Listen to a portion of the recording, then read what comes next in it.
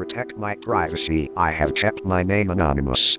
I'm not sure how to begin my story, but I'll do the best I can. I guess I'll start by informing you about the Blue's Clues show.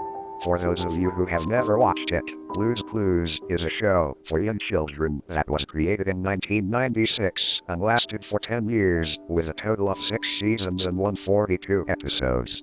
The show involves Steve or Joe looking for clues and solving mysteries, with help from the audience. Blue was an animated dog that labeled the clues with her paw prints. Blue's Clues was a hit with many little kids, including me. The idea was original and the artwork was amazing. However, Steve Burns was the backbone of the show.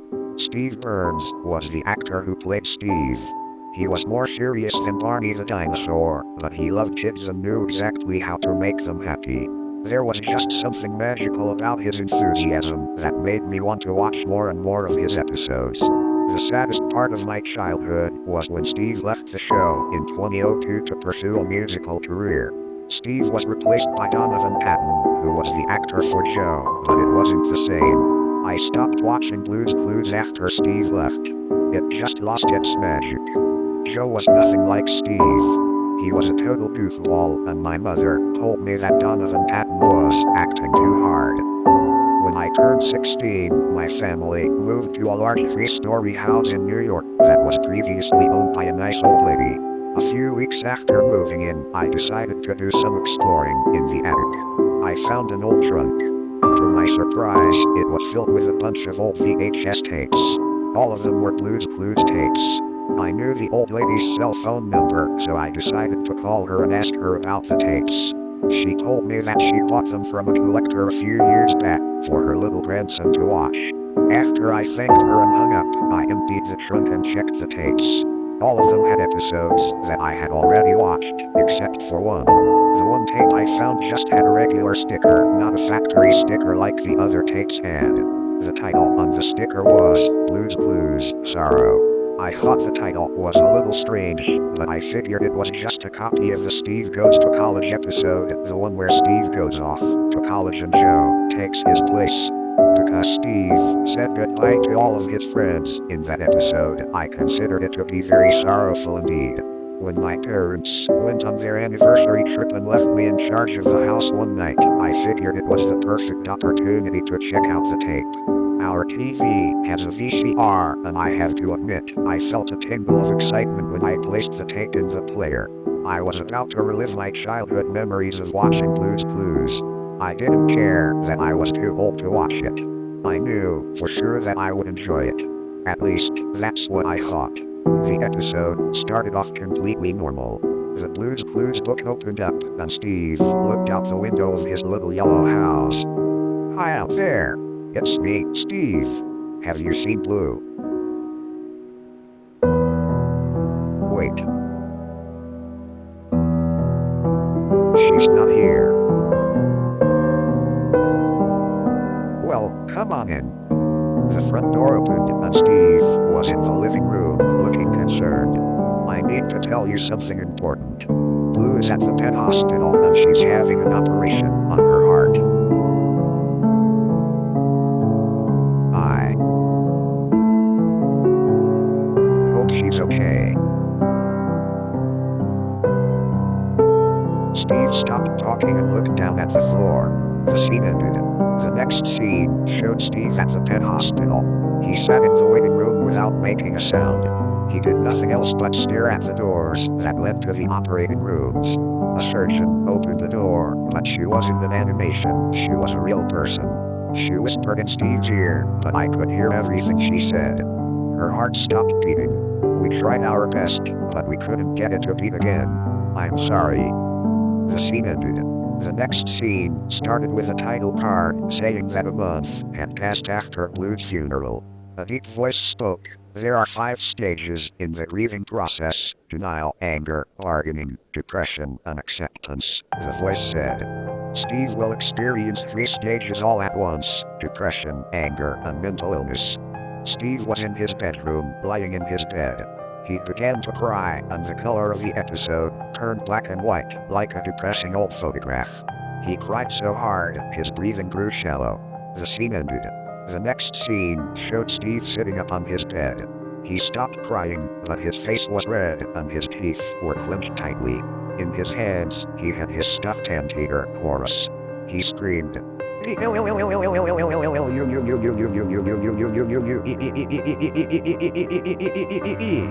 the top of his lungs. His scream sent chills down my spine. Steve ripped off Horace's head and black ooze squirted out of the stuffed animal's neck. Steve threw Horace in a fit of rage. When the anteater landed, the ooze completely covered the floor. I fought the urge to vomit. Against my better judgment, I decided to keep watching. Steve's body began to turn a darker and darker color by the second. After about 5 seconds, Steve turned completely black. He got up out of his bed, walked out of his bedroom, and walked into the living room. I thought he was going to sit in his big red thinking chair, but he didn't. He stood in front of the chair and stared at the screen for a full minute. His eyes lost their pupils and became nothing more than white dots. He started crying again, and white tears streamed down his face. Some sad piano music began to play. The music was so heartbreaking I shed a few tears myself. A message flashed across the screen. A screenshot of the insanity scene. A screenshot of the insanity scene. The scene ended. The next scene showed Steve still standing in the living room. He was no longer crying and his body was a completely normal color. "I can't live without Blue," he said.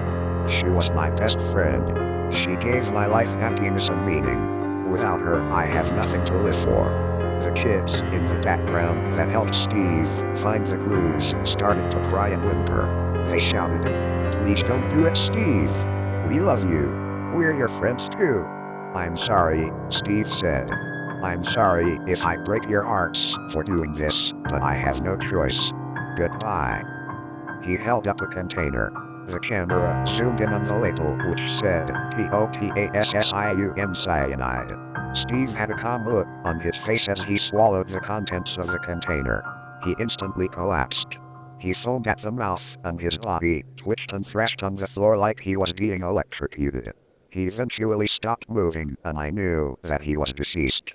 The episode finally ended as the TV cut to static. I sat still, dazed. It took my brain a few minutes to comprehend what I had just watched.